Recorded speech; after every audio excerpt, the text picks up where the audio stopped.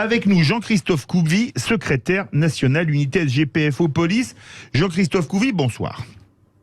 Bonjour.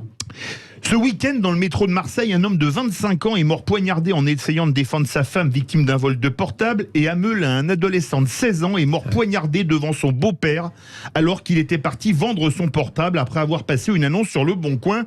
La France Orange Mécanique, c'est une réalité, mais ça date peut-être pas d'Emmanuel Macron. Oui, effectivement. Alors bon, j'allais dire que le président a bon dos. Il y a des échéances électorales qui arrivent. On fait un bilan. Non, je pense que ce n'est pas le seul entre guillemets responsable. Moi, j'ai en souvenir quand même. Vous voyez, une génération, c'est 25 ans. 25 ans, ça nous ramène dans les années 90, parce que pour former un délinquant, c'est à peu près ça une génération. Les années 90, deux films qui m'avaient marqué, moi, c'était L627 de Bertrand Tavernier, oui. Et il y avait La Haine aussi. Voilà. Et donc, si on ces deux films-là sont toujours d'actualité pour nous.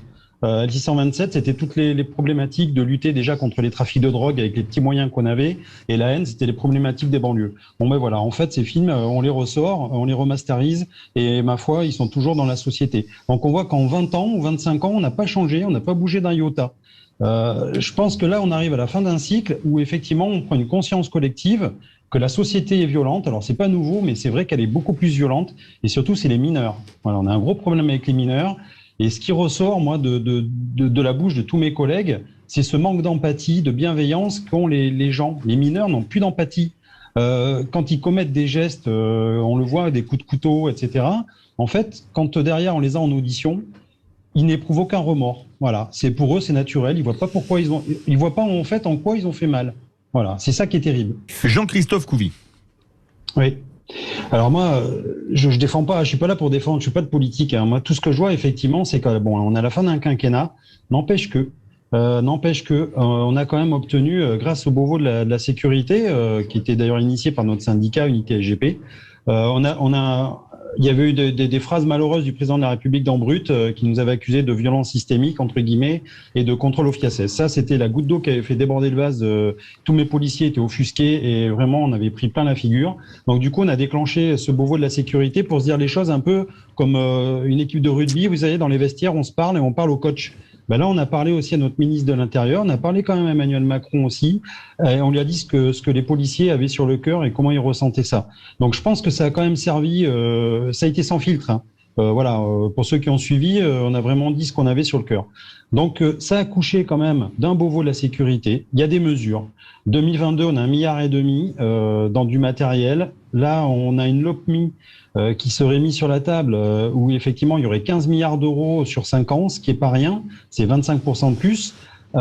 Ça, d'autres gouvernements avant ne l'avaient pas fait. N'empêche que maintenant, encore une fois, tout ça, il faut le transformer. Voilà, c'est-à-dire qu'on nous met de l'argent, mais l'argent, c'est un moyen, c'est pas un but. Donc nous, notre but, entre guillemets, c'est de pouvoir lutter contre l'insécurité, c'est de pouvoir lutter contre ces violences, et c'est d'avoir surtout les moyens de travailler. Nous, tout ce qu'on veut, flics, on veut bosser. Voilà, on a des super collègues qui veulent juste avoir les moyens de travailler et d'essayer vraiment de protéger la société au mieux. Je fais pas la propagande des présidents qui sont en cours. C'est juste que pour l'instant, effectivement, c'est des promesses. Comme tout à chacun, n'empêche que c'est une LOPMI. Si la LOPMI est transformée, ça sera marqué dans les textes. Si c'est un autre ou une autre président de la République, bien sûr qu'on va continuer à discuter. Nous, tout ce qu'on veut, encore une fois, c'est des moyens pour travailler. Maintenant, effectivement, le fait de remettre des policiers sur le terrain. Très bien. C'est très. Ah mais nous, mais attendez, nous là-dessus, on a toujours été d'accord là-dessus. Oui, mais attention aux déploiements. D'ailleurs, je me rappelle à l'époque, le préfet Lambert, qui n'était pas macroniste, disait d'ailleurs qu'il fallait dégraisser le mammouth. Et en fait, on s'est c'est Nicolas Sarkozy qui l'a dégraissé le plus, le mammouth. Vous savez très bien. Le héros des policiers, c'est lui qui vous a fait le plus mal. Hein. Je dis ça, je dis rien. J'ai pas dit que c'était mon héros. Non, déjà, pas le vôtre, mais c'était ça. C'était plus le syndicat Alliance qui était sarkozyste que l'unité SGPFO. Non, mais bien sûr, mais le premier flic de France, le type qui allait tout révolutionner. Regardez le résultat du quinquennat Sarkozy. Hein. Bonsoir, Clara. Il a été un bon ministre de l'Intérieur la première fois, en tout cas. Ah bah oui. Jean-Christophe Couvi. Oui. Non, je disais que effectivement les présidents qui se sont succédés d'ailleurs, parce qu'il y a eu Sarkozy qui nous a mis à la diète avec les RGPP, moins 13 000 policiers. Et Hollande qui en a remis quand même. Hollande en a remis. Le président Hollande, avec la MAP, nous a remis encore un coup derrière la nuque, même s'il a remis quand même les écoles en route, parce qu'il y avait aussi ça, on a perdu du temps. Monsieur Sarkozy avait fermé les écoles de police, Monsieur Hollande les a remis en route, mais il faut trouver aussi des formateurs, il faut retrouver des structures, enfin voilà, c'est compliqué, ça prend du temps, il faut reformer des collègues. Et donc là, voilà, au fur et à mesure, on fait ce qu'on a. Et là, tout ce qu'on nous propose pour l'instant, attention, c'est un réassort, c'est-à-dire que c'est une remise à niveau. Oui. Je rejoins monsieur. C'est très intéressant. Il est docteur en psychologie, donc il connaît un peu la psy. Donc il doit connaître le professeur Berger. Maurice Berger, exactement. Une pointure sur le sujet. Très intéressant. Il faudrait l'inviter un jour d'ailleurs. Je pense que oui, je pense que c'est une personne vraiment à inviter parce que voilà, en toute honnêteté, il décrit ce qu'il voit en fait. C'est ça.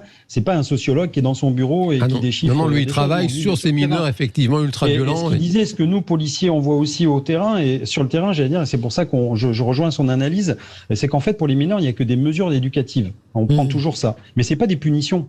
En fait. Donc il n'y a pas de notion de sanction, c'est toujours des mesures éducatives. Et puis le travail de la PJJ, pardon de le rappeler, judiciaire de la jeunesse, est vraiment peut vraiment s'améliorer parce qu'il n'y a, enfin, c'est un fait, il faut le dire, même s'ils font sûrement de leur mieux, les éducateurs de la PJJ n'arrangent absolument rien et le travail éducatif, psychologique qui devrait être fait dans ces situations, hélas, il n'est pas fait du tout. Justement, je complète par une question la réflexion de Jean. Est-ce que vous considérez pas qu'il faut remettre de la police de proximité? Est-ce qu'au fond, la suppression de cette police de proximité, ça n'a pas été vraiment un désastre dont on mesure les effets aujourd'hui? Jean-Christophe Couvi.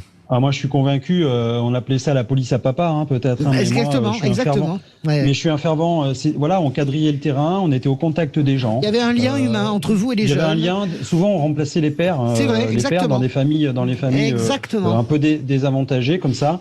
On resservait, voilà, on remplaçait. On était un petit peu le père. Donc, on remettait un peu d'ordre. On discutait. On était au contact des gens. Après, on est passé justement sous le président Sarkozy, parce que c'était à la mode, comme ça, une police répressive. Donc c'était que de la répression. Il y a la politique du chiffre aussi qui vous a un peu planté. On le paye toujours. Bien sûr. Et donc du coup, on discute plus maintenant, on interpelle. On discute plus, on ramène parce que ça fait une bûchette et parce qu'on a aussi la pression de notre hiérarchie qui demande des chiffres, qui demande des justificatifs, qui nous demande de faire des rapports d'activité. Et on est jugé là-dessus aussi pour nos notations et notre avancement. Donc en fait, tout ça, ça a tué le dialogue social. Philippe Bilger. Bon, je n'irai pas discuter l'utilité de la police de proximité, mais notre ami sait parfaitement qu'elle ne règle pas tous les problèmes. Malheureusement, la société est gangrenée par une multitude d'infractions graves, dérisoires, importantes, criminelles, délictuelles. La police de proximité permet de mieux connaître son environnement, éventuellement de dialoguer, mais il y a un moment donné où la police doit passer à l'acte et alors de nouveau les mêmes problèmes se posent. Oui, alors je suis d'accord avec vous, sauf qu'on réglait quand même des problèmes du quotidien aussi avec la discussion, avec le dialogue. Et à l'époque, on avait une certaine autorité. Et quand je dis une certaine autorité, voilà, c'est qu'on était respecté. Il y avait un code d'honneur entre les voyous entre guillemets et les policiers. Alors maintenant, il n'y a plus rien. Maintenant, donc, on voit bien que les voyous manquent d'empathie, les jeunes manquent d'empathie, tombent dans la délinquance, et dès qu'ils sont interpellés ou que ça se passe, c'est un peu musclé, parce que la police, c'est aussi ça, c'est que de temps en temps, on va au contact, et des fois, c'est un peu musclé, tout de suite, ils vont chouiner, se plaindre, et derrière, on a toute une escalade, d'associations qui arrivent et qui prennent la défense sans aller dans le fond du problème. Voilà. Françoise Deboiscourt. Oui, juste sur la police de proximité, est-ce que vous pensez, que c'est pas ça, c'est pas là-dessus qu'il aurait fallu vraiment mettre le paquet? Est-ce que vous pensez par exemple qu'avec ces 3500 policiers supplémentaires dont a parlé Emmanuel Macron, enfin retirer des tâches qui ne les concernent pas, vous pourrez recréer cela? Et deuxième petite question rapide, vous le spécialiste, j'ai été très intéressé dans ce qu'a dit Emmanuel Macron sur finalement le cœur de tout, c'est la drogue, y compris la petite délinquance, parce que ça génère les pisteurs, etc. Ça génère. Est-ce que le seul combat fondamental à mener, c'est celui-là? Très court, Jean-Christophe Couvi.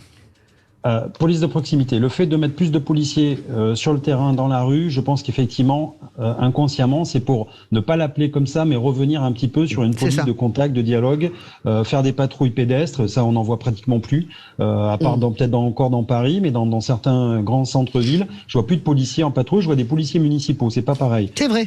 C'est vrai. Moi, vous j'ai avez beaucoup de 100% respect raison. pour mes collègues municipaux, mais n'empêche que voilà, on parlait du régalien. La police nationale, elle doit être là pour tous les citoyens. Donc ça, c'est très important de reprendre ce pouls avec les gens, de reprendre le dialogue. Ça va prendre du temps, mais il faut y passer. Et après, votre question, c'était Sur la drogue. Sur la drogue. Est-ce que la drogue, c'est quelle société on veut? Est-ce qu'on veut une société de gamins qui ont des têtes vides et qui sont camés? Moi, ça, j'en veux pas. J'ai des enfants, j'ai pas envie de ça. Et surtout, c'est que la drogue, c'est aussi, ça génère de l'argent. Et l'argent, c'est le nerf de la guerre. Voilà. La drogue, c'est 200 000 employés à peu près dans toute la France. C'est autant que la Poste. C'est dingue. Et notamment des gamins avec une petite délinquance au quotidien. Ce qui est terrible, c'est que les 3,5 milliards de chiffre d'affaires, ça compte dans le PIB. Oui. C'est ça qui est terrible. C'est ce qui est terrible. Merci beaucoup Jean-Christophe passionnant. Couvi, secrétaire national Merci. d'unité Non, c'était super. SGPFO Police. Merci à vous. Retrouvez toute notre actualité sur videopolice.com, la chaîne YouTube d'Unité SGP Police.